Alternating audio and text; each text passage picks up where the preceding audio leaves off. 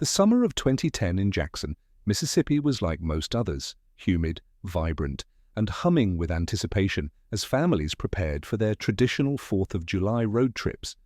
Among them was the Harris family, a black middle-class household whose life embodied stability, hard work, and quiet love. Marcus Harris, 43, was a disciplined mechanical engineer known for his precision and quiet leadership.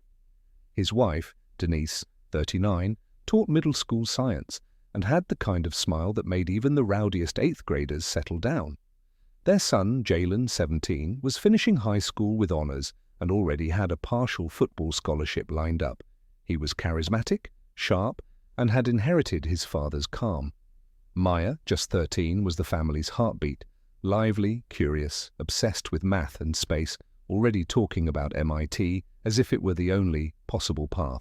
Together, the Harris family lived in a modest but well-kept home on the southeast side of Jackson, where neighbors greeted each other by name, lawns were trimmed on Saturdays, and children still played basketball in the street until sunset. Every year in mid-July, they would load up their silver Ford Transit van and make the 3-hour drive north to Memphis to visit Denise's parents. It was a tradition unbroken since Maya was 5. The trip wasn't just a visit, it was a ritual.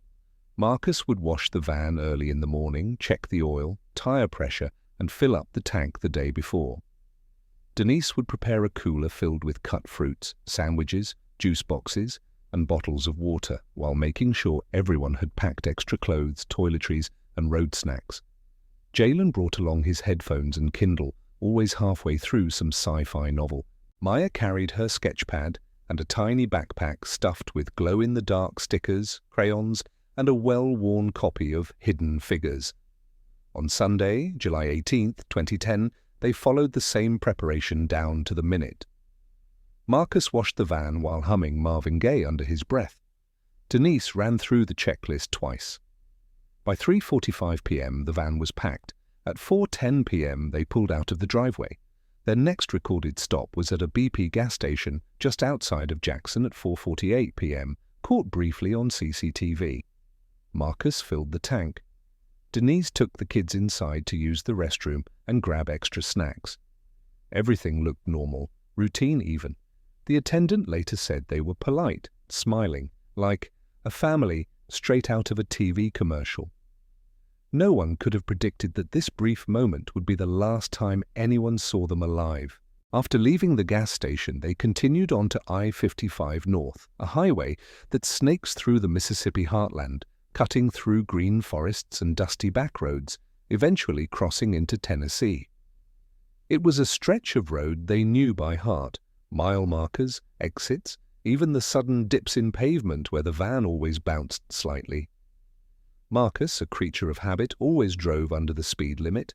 Denise occasionally pointed out funny billboards or interesting cloud shapes. The kids would nap or play their road trip game of spotting out-of-state license plates. But this time, no call came to Denise's parents to say, "We're almost there." No Facebook post from Maya about Grandma's banana pudding. No text from Jalen to his friend Malik, bragging about getting out of chores for a week. By 8:01 p.m., Denise's parents, Eleanor and Robert Thompson, were worried. By 9:00 p.m., they were calling every cell phone. None were answered. At 10:00 p.m., Eleanor called 911s. But in Mississippi, a person must be missing for 24 hours before a report is officially filed. What followed was a heartbreak that would span 12 years, a disappearance so complete, so chilling in its lack of evidence, that it baffled local police, the FBI, and even amateur sleuths across the country. The van was never found. No accident was reported. There were no bodies, no witnesses, no credit card usage. It was as if the Harris family had vanished into thin air. Within days, flyers went up. Church vigils were held. News coverage spread. Marcus's father, Albert Harris, a retired bus driver and lifelong Jackson resident, became the face of the search. He stood outside convenience stores with laminated flyers, knocked on truckers' windows at rest stops, drove as far as Alabama and Louisiana, following whispers and dead-end tips. "I don't believe in ghosts," he told a local reporter once, "but it feels like they were swallowed by the road itself." Denise's school dedicated a garden bench to her memory. Jalen's high school retired his football jersey. Maya's room was left untouched, exactly as it had been, with posters of NASA astronauts still glowing faintly on her walls. The Harris home became a silent shrine, Christmas lights never taken down, mailbox never overfilled, grass neatly trimmed by neighbors who couldn't bring themselves to let it go wild. Every year, on the anniversary of their disappearance, a prayer walk was held. The community didn't forget. But with each passing year, the leads grew colder, and the weight of uncertainty pressed heavier on everyone who loved them.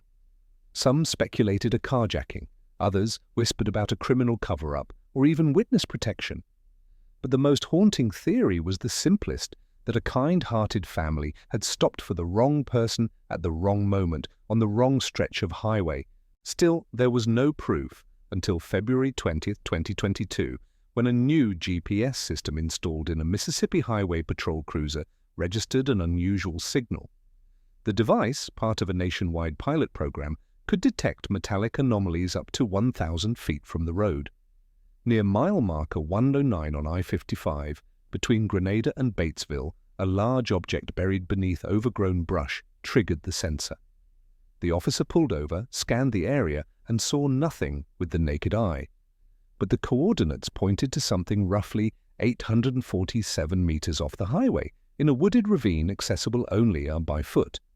What he would find there a day later with the help of forensic teams and excavation equipment would unlock a mystery that had haunted an entire community for more than a decade. A sliver of metal, then a window frame, then license plates dulled by dirt but still legible, MSP 4672, the same ones listed on the Harris family's missing person alert 12 years ago. The van had been buried deliberately under nearly 4 feet of dirt and stone, invisible from any aerial scan, completely covered by years of brush and neglect. And inside remained the 4 seats, 4 seat belts, 4 passengers, frozen in place as if sleep had come quickly and finally. No broken glass, no gunshots, no sign of struggle, only stillness. And yet it was only the beginning of the truth. News of the buried van spread through law enforcement channels like wildfire, but for the first 24 hours, no public announcement was made. Investigators wanted to be certain it was the Harris family, certain it wasn't some twisted coincidence, and certain they wouldn't raise the community's hopes only to crush them again. On the morning of February 21st, 2022, a forensic anthropology team arrived on site, led by Dr. Evelyn Monroe from the University of Mississippi Medical Center, a specialist in long-term skeletal analysis. Excavation began cautiously, inch by inch, revealing the vehicle's entire structure and confirming that the bodies inside, 2 adults in the front, 2 children in the back, were consistent with the last known seating arrangement of the Harris family. No one had moved, no one had tried to escape, no broken windows, no defensive wounds, no bullet casings. It was as though the family had simply gone to sleep mid-drive. This eerie stillness unnerved even the most seasoned investigators. Dr. Monroe's preliminary analysis noted that there were no signs of blunt trauma, fractures, or gunshot residue. The bone positions were natural, as she described it, the kind you'd expect from someone at rest, not in terror. But that raised more questions than it answered. Why had no one screamed? Why had no one tried to flee? The van's interior held clues: Denise's corroded cell phone still in the cup holder, Marcus's old work ID buried in a wallet, Maya's cracked Hello Kitty keychain near her side pocket, and Jalen's MP3 player, warped from heat but still etched with his initials. J.H., a half-empty bottle of fruit punch, a child's sock, a broken pencil, and a melted chocolate bar wrapper, all still there, hauntingly preserved in silence. The van had been intentionally buried using industrial equipment. That much was certain. The soil layers were unnatural, the packing method deliberate. There were faint tire treads leading to and from the site, but years of erosion had washed most of them away. Investigators expanded the search area, looking for other signs, footprints, tools, discarded materials, but found little more than the slow rot of time. Still, something gnawed at the team's instincts. The location was too calculated. The distance from the road, the angle of the burial site, the precise coverage. It wasn't accidental. Someone had gone to great lengths to ensure the van would never be found. The Mississippi Bureau of Investigation reopened the Harris case with immediate urgency. Special Agent Naomi Fields, who had grown up just 30 miles from Jackson and remembered the family's disappearance from her teenage years, was assigned to lead the new task force. "We don't just owe them answers," she told the press in a carefully controlled briefing. "We owe this entire community the truth." Reinvestigating a 12-year-old cold case meant reopening every file, re-interviewing every person, and retracing every mile of I-55. Police revisited the gas station where the family was last seen. Surveillance footage had long since been erased, but testimonies remained.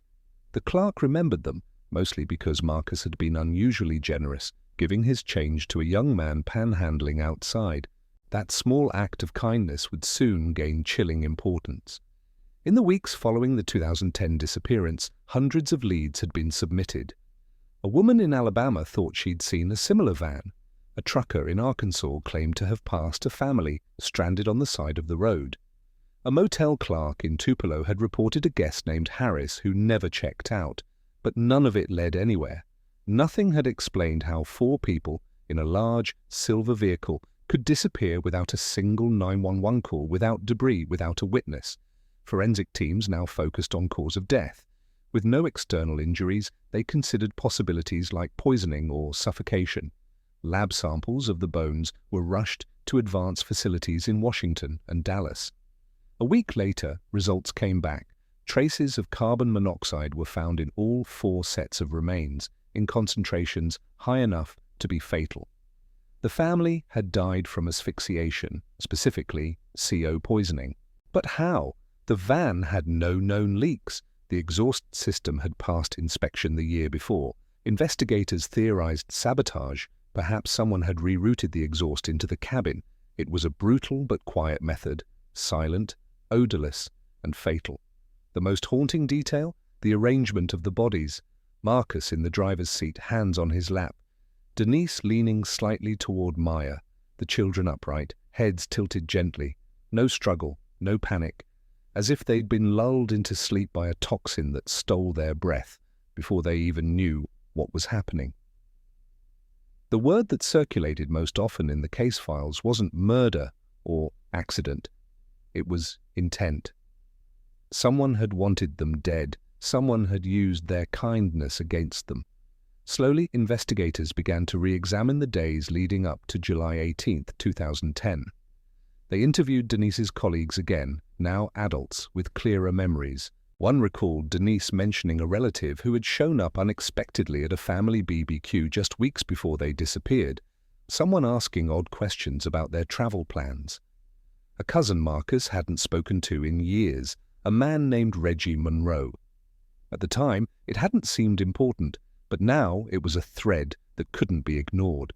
Records showed that Reggie had a criminal history, minor theft, domestic disturbances, and most notably, training as a mechanic before dropping off the grid in 2009. He had no known address in 2010, but investigators soon found something else, a rental log buried in an equipment leasing company's outdated records, showing that a backhoe excavator had been signed out on July 18, 2010 under a fake name, but using an ID photo that matched Reggie Monroe. It was returned the following morning.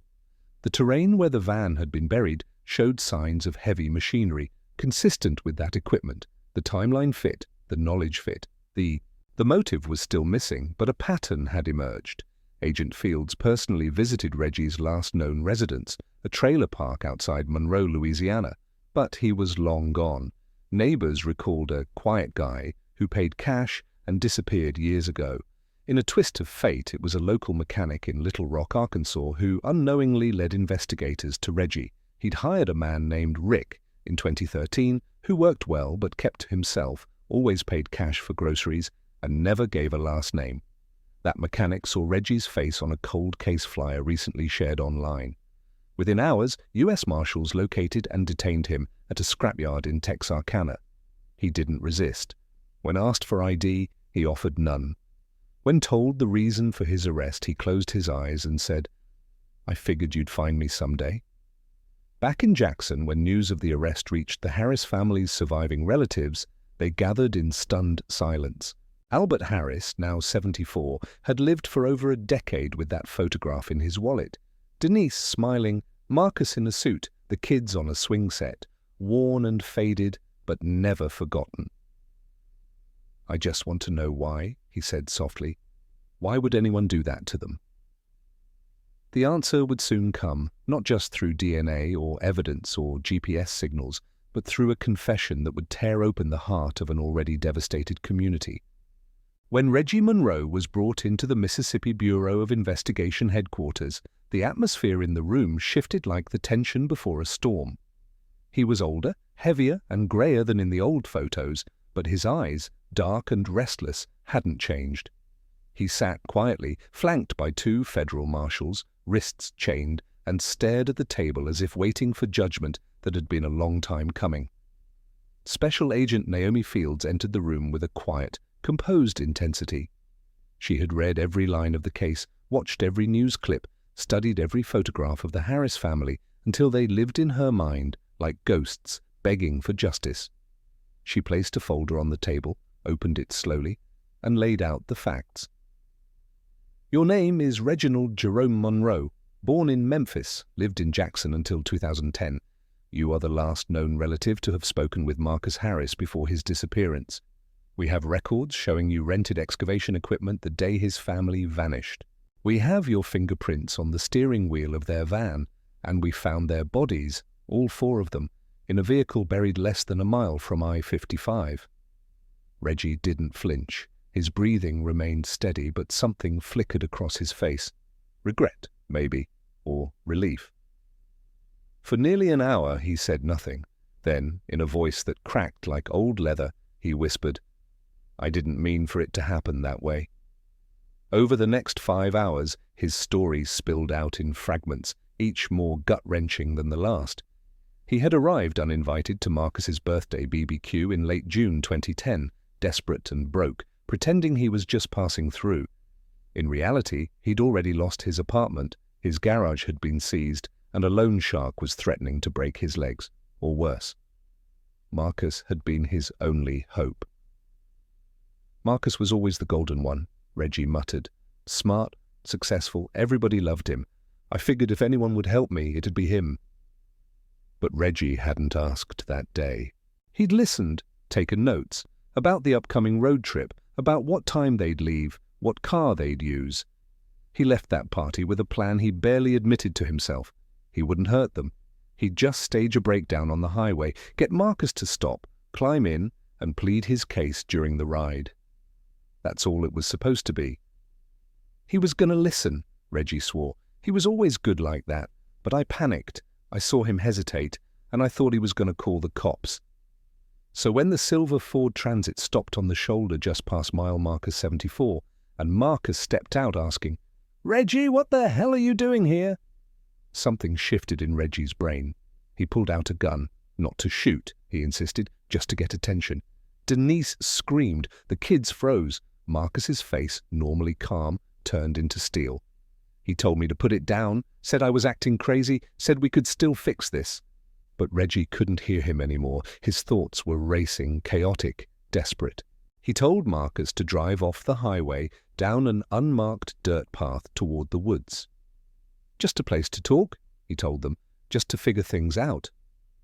Marcus, trying to keep his family safe, complied. Reggie made them park in a hollow near an old hunting trail. He made them sit still while he paced outside, thinking. They were crying. Denise kept saying the kids were scared. Marcus kept telling me I was better than this. I believed him. But I was scared out of my damn mind. That fear twisted into something irreversible. Reggie knew he couldn't let them go, not without them calling the police, not without ending up in jail. So he did, the one thing he thought would buy him time.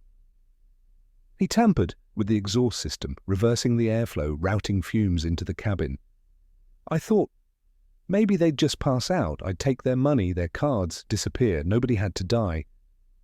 But carbon monoxide is a silent thief. Within minutes, the cabin filled with the invisible gas. Marcus tried to open a window. Reggie yelled at him. Denise hugged her kids, whispering it was going to be okay. Jalen dozed off first, then Maya.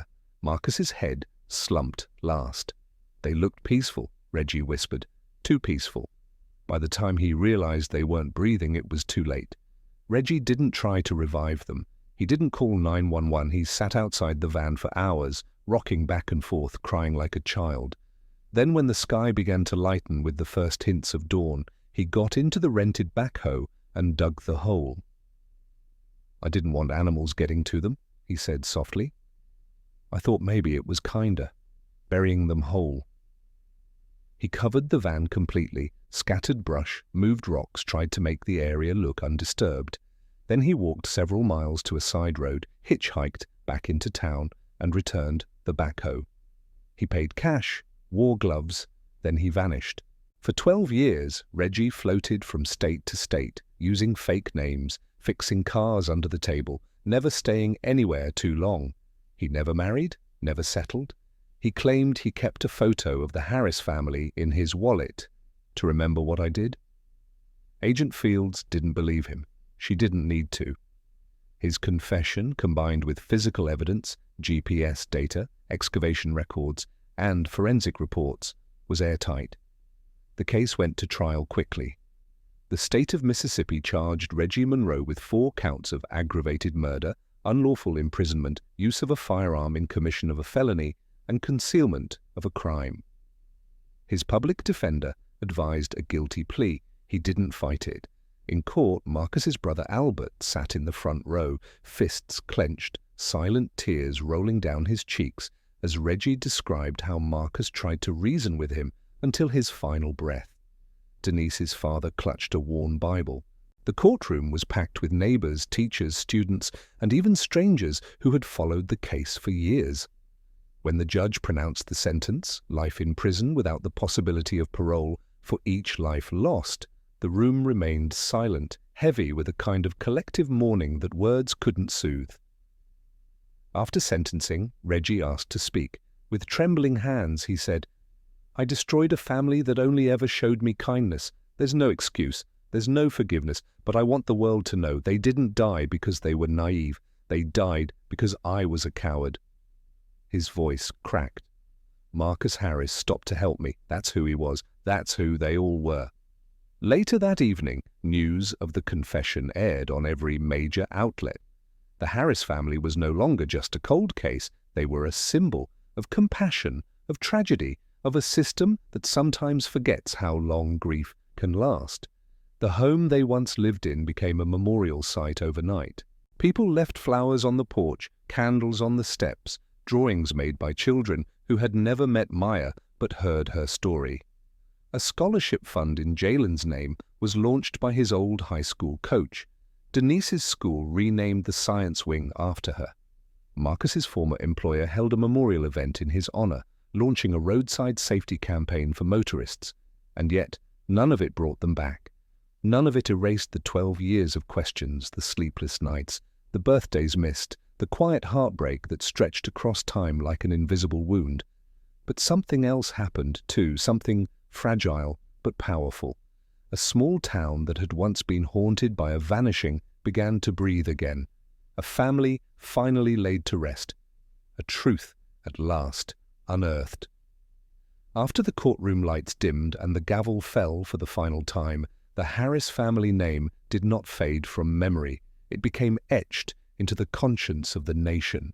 For Jackson, Mississippi, it wasn't just the resolution of a cold case. It was the end of a haunting, the lifting of a question that had plagued every church bulletin board, every neighborhood potluck, every whispered conversation that began with, "Did they ever find out what happened to them?"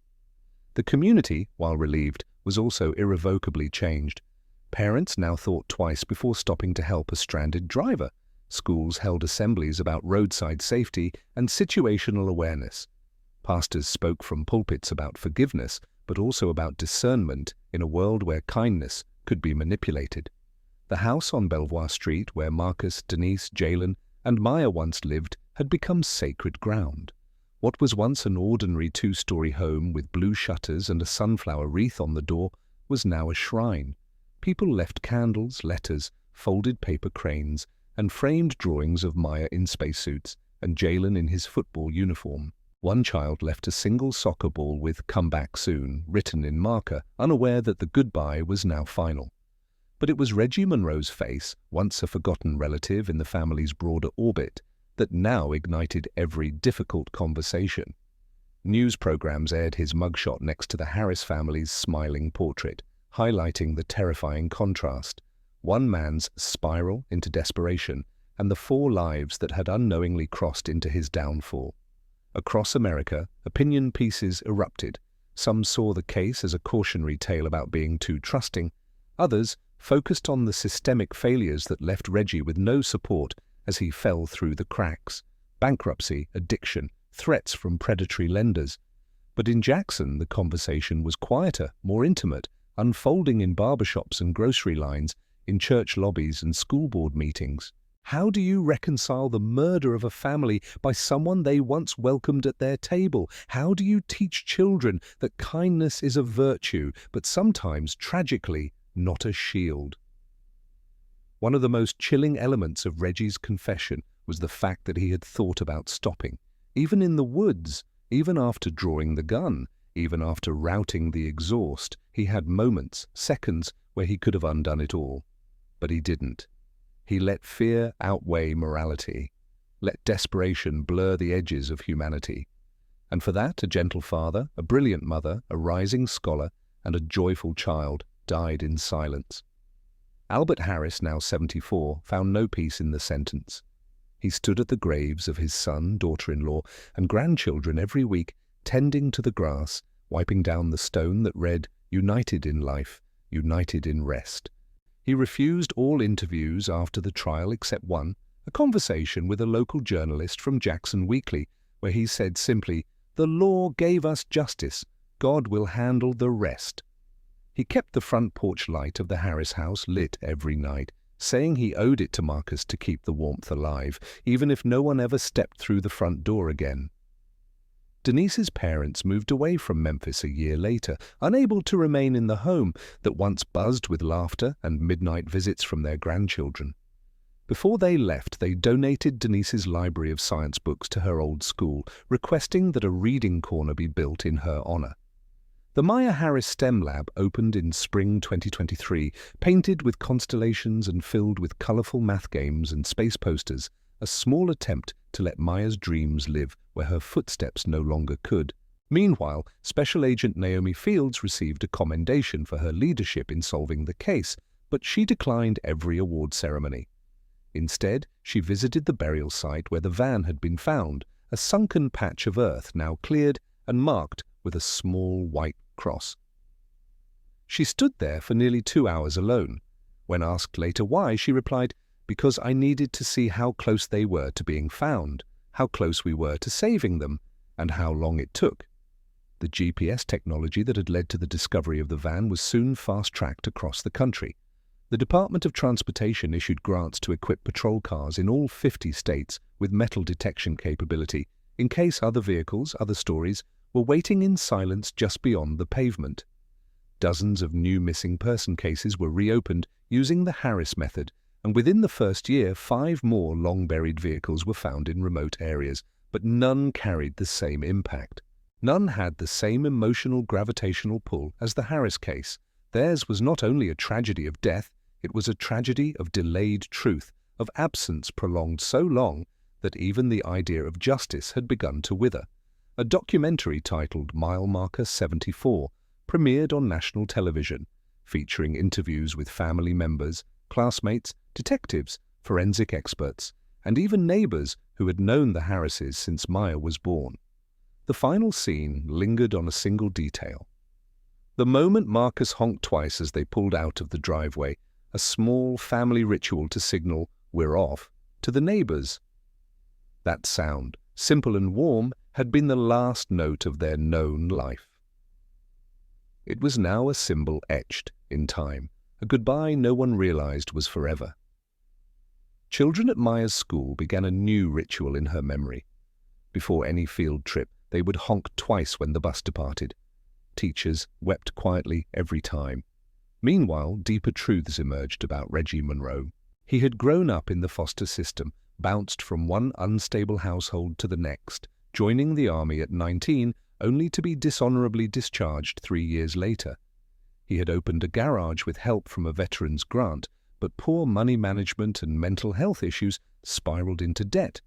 None of it justified his actions, but it painted a chilling picture that sometimes evil doesn't wear a mask, it wears familiarity. Reggie wasn't a stranger in the dark. He was a cousin, a guest at the table, a name in a family photo, and that perhaps was the most horrifying truth of all. For the Harris family, there had been no dramatic chase, no ransom note, no flashing lights. Their final moments had been spent doing what good people do, offering help to someone who looked like he needed it. The fact that this kindness had been turned against them struck a nerve across the country, particularly in black communities where mutual aid and trust were cornerstones of resilience. Sermons were preached, forums were held, some called for more caution, others feared the case would breed distrust where unity was most needed. But through it all, the legacy of Marcus, Denise, Jalen, and Maya remained defined not by how they died, but by how they lived. In kindness, in consistency, in community. Their tragedy forced a system to change. Their names inspired legislation for better roadside surveillance.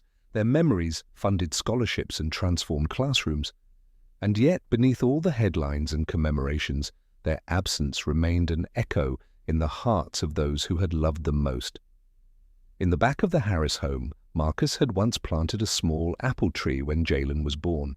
It had grown quietly, year after year, through seasons of confusion and grief. By the time the family was laid to rest, it bore fruit for the first time. Neighbors said it was the sweetest crop they'd ever tasted. They called it Jalen's tree. And each year, on July 18th, they gathered around it with candles and photographs, whispering stories, playing Marvin Gaye, and leaving space for 4 chairs that would never be filled again. Not because they were forgotten, but because they would always, in some way, still be there. The forensic truth of how the Harris family died was a revelation so quiet it almost whispered. Just like the method that had taken their lives. No blood, no bruises, no broken bones, no screaming. Just 4 people in perfect formation, as though sleep had come gently and all at once. But forensic science, like grief, does not rest until it finds its cause, and inside the sterile white walls of the Mississippi Forensic Anthropology Center, a story was taking shape, told not with words, but with the silent language of bone and air. The lab results confirmed that the Harris family had died from carbon monoxide poisoning, but not by accident. The levels present in the cortical bone of all 4 victims were too high, too uniform, too deliberate. Dr. Evelyn Monroe, who had overseen the excavation, had seen cases of accidental monoxide leaks before, cracked heating systems, garage suicides, faulty exhausts, but never like this. This wasn't a case of gradual seepage over hours. It had been fast, concentrated, engineered. What haunted the investigators most was the realization that none of the victims had moved. There were no fingernail marks on windows, no frantic gestures, no signs of confusion. Their final positions, if reconstructed like a diorama, would look serene. Marcus upright behind the wheel, one hand on his knee. Denise turned slightly toward the back seat, perhaps watching over Maya. The children, with their heads leaned back, mouths partially open, as if mid-breath. It wasn't just death, it was surrender, too quiet to fight. The team brought in toxicologists from Johns Hopkins to run specialized gas chromatography tests on bone marrow residue. The readings confirmed what the Mississippi lab suspected. The monoxide was introduced in a high-pressure burst, likely through a sealed and redirected exhaust channel. Reggie Munro had known exactly what he was doing. He had rerouted the tailpipe beneath the van's chassis using a flexible pipe, slipped it into the undercarriage vents leading to the rear seat, and sealed the rest with automotive tape and weather-stripping foam. The exhaust system had been modified with terrifying precision. He'd effectively turned the van into a low-tech gas chamber. The engine was left running. The gas filled the cabin, and within 8 to 10 minutes, the family had begun to succumb. Within 20, they were unconscious. Within 30, they were gone. But even more disturbing than the method was the motive, or lack thereof. Reggie had not intended to rob them, not in the traditional sense. He had taken only their wallets, withdrawn a few $100s from Marcus's card before discarding it, and had not even bothered to hide the items of value left behind. No expensive jewelry was missing. Jalen's wristwatch, a gift from his grandfather, was still on his arm. Denise's wedding ring, a slim gold band, had been found on her finger. This wasn't about gain, it was about panic, about a man who had let fear curdle into violence, then into silence. The investigators returned to the woods near mile marker 74 to recreate the timeline. They studied the path the van had taken off the highway, the angle at which it turned, the incline of the ravine where it had been buried. Using digital terrain mapping and erosion models, they estimated that Reggie had dug the pit at least 36 hours in advance. The soil displacement indicated multiple passes from the excavator: up, down, compress, repeat. It hadn't been rushed. He had come prepared. That meant premeditation. That meant intent. Prosecutors used the word calculated in the court filing. The media called it chilling. But within the community there was another word on people's lips: betrayal. The Harris family had opened their door to Reggie, fed him, hugged him, brought him into their family photos, and he had watched them with hollow eyes and made a plan that ended in a sealed tomb beneath the trees. But as the science deepened, so did the story. Because death by carbon monoxide leaves behind something invisible, remnants of what the body did not say. As forensic pathologists examined the positioning of the victims, they began to reconstruct a devastating final moment. Based on how Marcus's body was slouched slightly toward the center console and Denise's arm rested across the seat divider, it was likely that Marcus had realized what was happening just seconds before it was too late. His fingers showed signs of involuntary contraction, perhaps from a last-second attempt to unlock the door or reach for the ignition. But there were no fingerprints on the windows, no attempt to break out. He hadn't panicked, he had understood. And he had chosen to spend his last breath staying calm for his wife, for his kids. Denise's final pose, with one hand outstretched toward Maya, told a mother's story. That even in confusion, even in fear, she had reached out. No screams, no claw marks, just gestures of protection. The children had likely fallen asleep first. That was the one piece of mercy everyone clung to. Maya's small frame showed no tension, no strain. Jalen's body had slumped like someone caught mid-yawn. They never saw it coming, never felt the betrayal in the air. The poison had replaced the oxygen, and their young lungs, unaware, had accepted it. For the forensic team, this wasn't just analysis, it was an act of translation. They were telling the final chapter of a book whose protagonists had no chance to narrate their end. "They didn't die scared," Dr. Monroe said during a press conference. "They died peacefully and together, but they should never have died at all." Her voice cracked, then steadied. "And we will not forget that." The lab created a full 3D reconstruction of the van's final state, now housed in the Mississippi Justice Museum as part of an exhibit on cold cases solved through modern forensic technology. The exhibit walks visitors through the science, bone charts, gas diagrams, topographical maps, but ends not with death, but with remembrance, a looped video of the Harris family laughing at Jalen's last birthday party, blowing out candles, Maya giggling as cake gets smeared on her nose, Marcus lifting her into the air, Denise holding up her phone to record the moment. That, the plaque reads, is the memory we must hold, not how they died, but how they loved. In the months following the case closure, community organizers and trauma specialists held forums around Mississippi to talk about the hidden dangers of gas poisoning, the importance of vetting roadside encounters, and most of all, the rising desperation many Americans face in financial collapse. They didn't excuse Reggie's actions, but they dissected the system that let him reach such a terrifying edge unchecked. More than a dozen other counties launched Help Smart programs, teaching citizens how to assist stranded motorists safely, calling 911 instead of pulling over alone, offering to contact tow services rather than giving strangers rides. But the Harris case lingered deeper than procedure. It lived in quiet moments, when a parent reached for their child's hand in the car, when a neighbor hesitated before opening the door to a cousin they hadn't seen in years, when someone noticed a van pulled off the shoulder and kept driving, heart torn between fear and decency.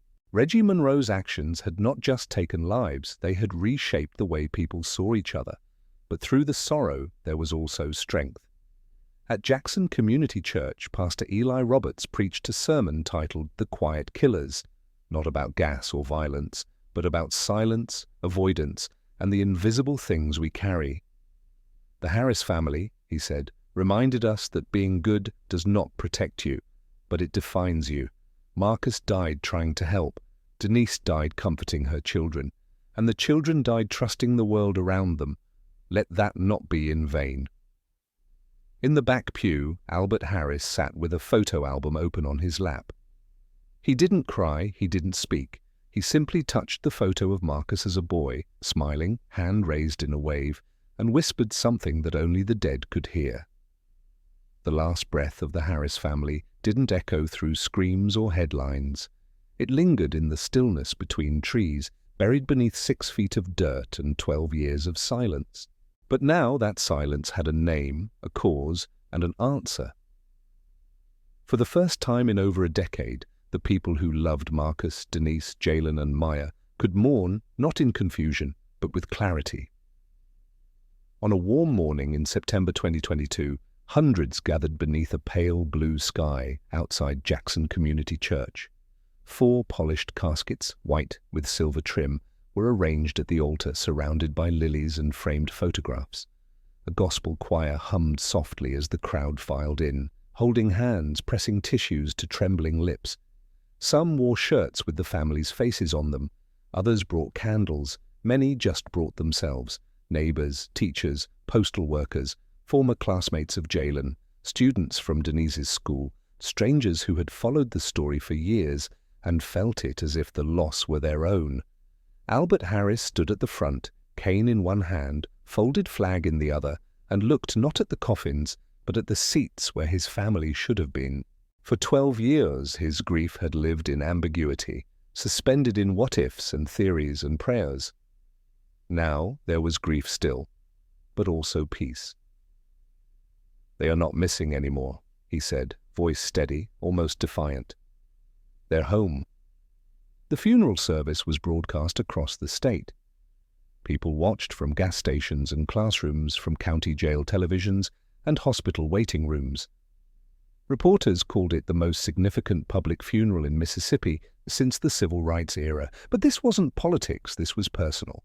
Pastor Eli Roberts delivered the eulogy, a powerful reflection on generational love and the heartbreak of unanswered calls. For 12 years, we waited for a phone to ring, for a van to be found, for footsteps to return to a doorstep, he said. But now, though they come not in voice or flesh, they have returned in spirit, in truth, and in memory. And those things live longer than any injustice. As the coffins were lowered into the ground at Rosewood Cemetery, a line of children, many of whom had never met Maya or Jalen, stepped forward one by one to drop paper butterflies into the earth, handmade tributes bearing names, prayers, or silent wishes. Among them was a small girl in a NASA hoodie who whispered, "Thank you, Maya," before letting go. In the weeks that followed, the Harris case became more than a headline. It became a curriculum. Law schools dissected it, police academies studied it. Forensic science programs rewrote sections of their textbooks to include the GPS anomaly that cracked open the mystery. A special federal grant was created in the family's name to support advanced detection tools for unsolved missing person cases, particularly in marginalized communities. The state of Mississippi, long criticized for its slow handling of cold cases, launched the Harris Protocol, a multi-agency task force designed to re-examine all unresolved disappearances along its highways. Within its first 6 months, the task force reopened 17 cases, including one involving a mother and daughter missing since 1998. But even as policy shifted and systems evolved, the emotional weight of the Harris tragedy remained deeply human. Denise's school, where her name now adorned a hallway plaque, hosted an annual Day of Curiosity in Maya's honor, encouraging girls to build robots, fly kites, or design science fair experiments. Jalen's high school established a football scholarship for students who embodied leadership, humility, and heart. Marcus's former workplace created a mentorship program for young black engineers, the first of its kind in the state. These weren't grand gestures, they were continuations, pieces of a legacy that refused to be defined by the moment of death. They were what came after. And yet, not everyone could move forward as easily. Reggie Monroe sat alone in a maximum security cell at Parchman Penitentiary. His trial, confession, and sentence had been swift, but the reality of confinement was slow. Guards reported he kept mostly to himself, wrote long letters he never sent, requested no visitors, and attended every optional counseling session available. When asked once by a prison psychologist why he confessed, Reggie said, "Because they were good to me, because I heard Maya's voice every night, because I wanted to stop running." There was no comfort in his punishment, no poetic justice. Only a reminder that one man's desperation, left unchecked, had crushed 4 lifetimes and reverberated through thousands more. And yet, despite everything, Albert Harris did something no one expected. 1 year after the funeral, he wrote Reggie a letter, not forgiving him, not excusing him, just telling him who Marcus was as a child, how he liked to take apart radios and reassemble them, how Denise once tutored children on Saturdays even when they couldn't pay, how Jalen was afraid of thunderstorms and Maya had memorized the names of all the moons in our solar system. "I don't know if you deserve to know these things," Albert wrote, "but they deserve to be remembered beyond how they died. They deserve to be known." Reggie never responded. But the letter was placed in his cell bookshelf between 2 prison library books about engine repair. Back in Jackson, the Harris house on Belvoir Street was finally sold to a young couple with 2 kids. The neighbors had been hesitant at first, unsure if it was too soon, if the past would overshadow the future.